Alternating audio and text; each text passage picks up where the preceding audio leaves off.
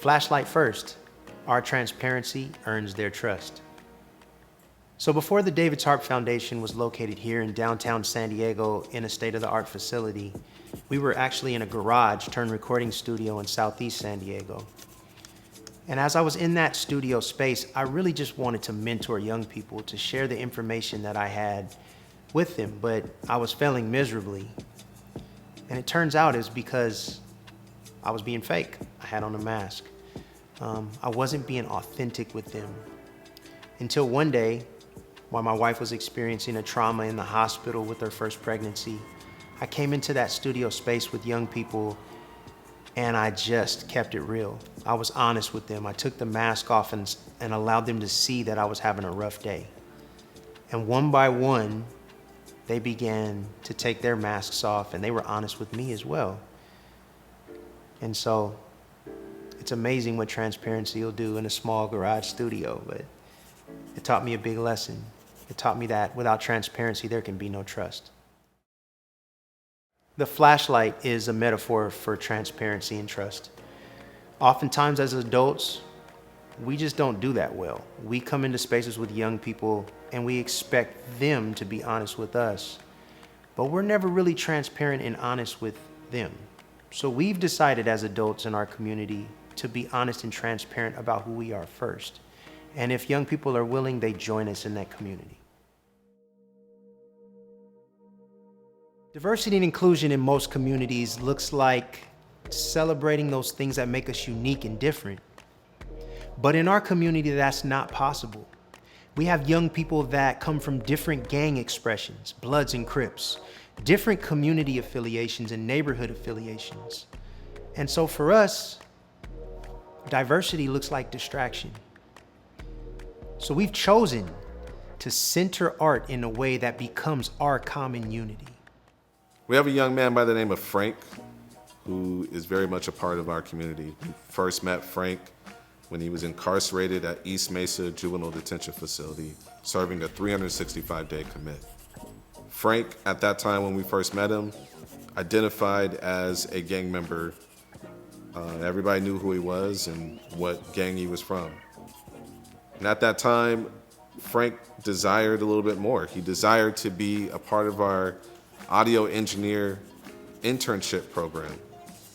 And because of arts being the common unity, Frank no longer identified as a gang member. It allowed Frank to be able to sit next to rival gang members, record their music, and talk about their art. No longer were their gangs the center of focus, but art was the center that allowed two young people from two different worlds to come together.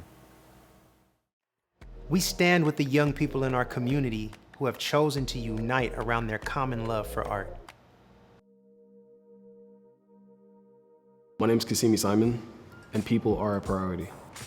So this was actually the very first day that I came to David's Harp, and I heard about it through my CASA, who's a case-appointed special advocate.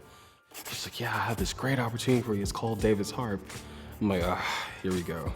Right, another program where people kind of just want to kind of size you up, and you know, it's really like not authentic, right? They understand who you are, they understand your background, and they kind of go in, and it's like this like weird, awkward, fake environment. So I was really hesitant at first.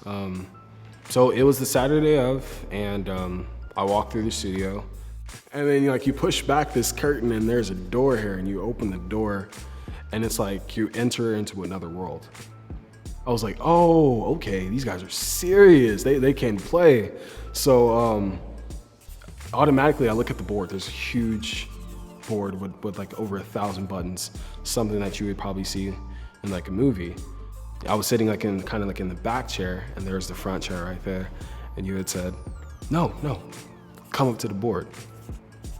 And I'm looking at this man like, are you crazy? You know, I come from a traditional household. You know, you go in the store, don't you touch nothing, don't you look at nothing, don't you ask for nothing. So just to be a part of an environment, automatically my instincts kicked in. I said no. And you said, well, why not? No, I insist. I said no, like absolutely not. You are more important than the sport. Never heard that. As time moved on, I was able to be a part of the board and, mix and master my own tracks and really just understand that the environment around me wasn't about the stuff, the materials. It was really about the people, and about, forging everlasting relationships that we still hold to this day. So sometimes when you're in a creative community, creativity becomes the focus. But what we've learned is if you consistently keep people first and make them the priority, then the result is a loving community. Life can get messy, so we just link arms and walk through the mud together.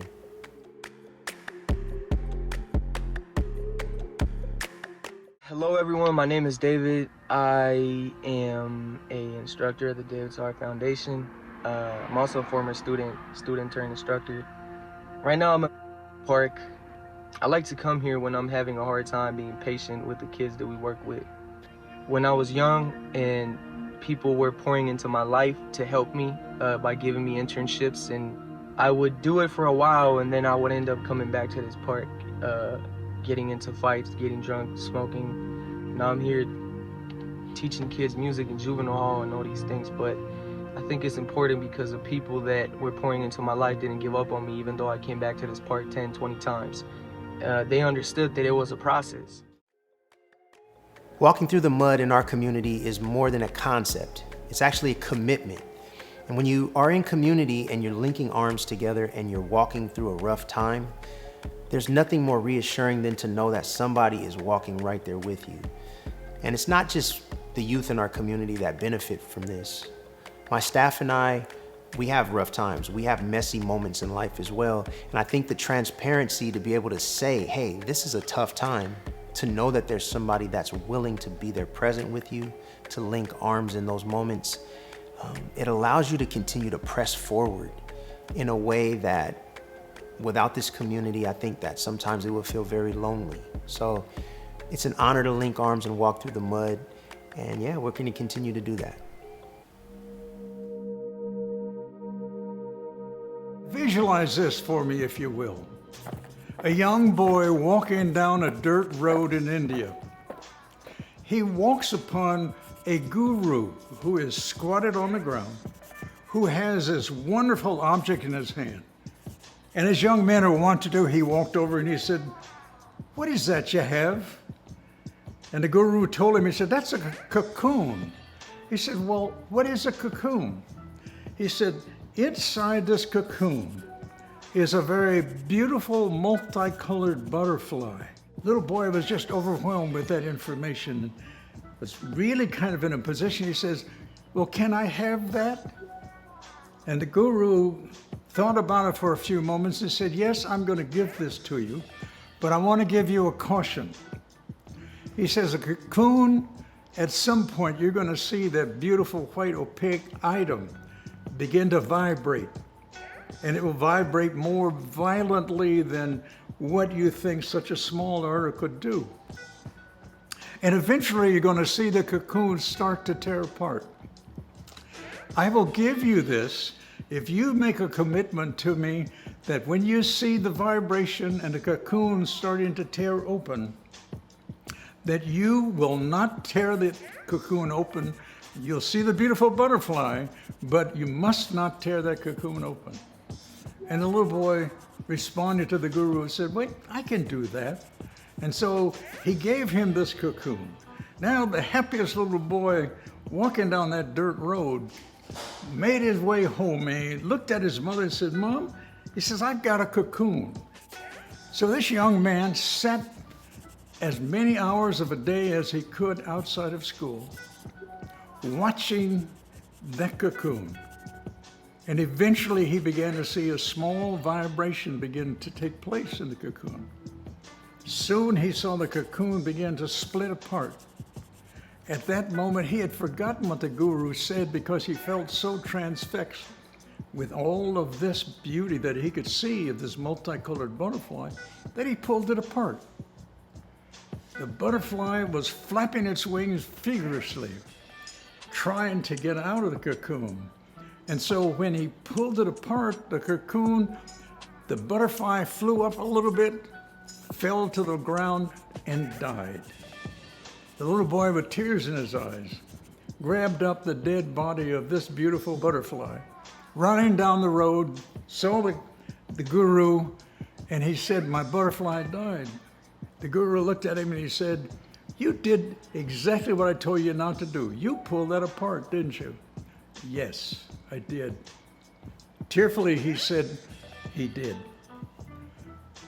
The guru said, "What you had failed to understand is that by the vigorous flapping of the wings is how that beautiful butterfly was gaining the strength to be able to soar from the cocoon, to fly away and do what butterflies do forever." So in our community, we're walking with young people in different moments of life. Some are navigating systems and coming back into the community from probation. And in that process, holding space for young people to be able to struggle, and them knowing that you're still going to be present through that struggle and after that struggle is exactly what Keepers of the Cocoon is about. It's about continuing to hold that space, knowing that sometimes it's that struggle that allows them the strength to fly. Providing young people the space to grow also means understanding when they choose to leave, so we leave the door open. There's a young lady named Jackie who was recently released back into the community from the girls' rehabilitation facility here in San Diego, California. And when she was released, she came right here to the studio and we welcomed her in open arms. She had enrolled in the Business Pod program and she was making positive steps toward really achieving her goals of being a content creator and a photographer. Well, in her probation, one thing led to another. She had some issues at home, and she decided to go on the run from probation. Unfortunately, she's still on the run. And the great thing about community is we're never going to close the door on her. That door is always going to be open for her. As long as she wants to come back, we'll have a space for her. Jackie's journey is not uncommon here at the studio. We've created a space where young people can come and grow and thrive. And sometimes people just hit a bump in the road and they decide that they have to run. We understand that that's sometimes part of the journey as well. And the best thing that we can do is to not give up on them, to keep their space, to keep their seat, and to let them know that the door is always going to be open. No losses, just lessons. So in our community, young people will come in sometimes and say they took an L. And that L usually means that they made a mistake. They took a loss. However, we've redefined that L to mean lesson. So there are no losses in our community now, just lessons. I've been to juvenile hall 4 times. That was success to me right there. Before this, that was success right there. We was in camp one day and there was like we got David's Harp. And I thought they was only gonna make beats or, just show us music. And they popped out some equipment. I'm like, oh, you feel me? Like, we still locked up, So I see it, I'm like, oh, you feel me? It's kind of tight. I could freestyle, I could write down the song fast, but the song was supposed to mean something. It was supposed to be a message to my mom. And basically a message for a lot of other people, just to understand, lessons do turn to blessings, whether it's a negative lesson or a positive lesson. So I wrote that song and I went all in, I gave it all I had. And that was one of the songs I recorded in there in juvenile hall. I remember going to court and being told to all the rise, looking back and seeing tears falling down my mama's eyes. Then I look back at the DA, she'd smile and tell a lie. She'd tell him on my bad, but she won't never tell him why. So it is what it is, I learned my lesson and just strive. My name is DJ Tobert, no losses, just lessons. When you create an environment where young people can fail, you're giving them license to grow. And so in our community, there are no more losses, there are just lessons.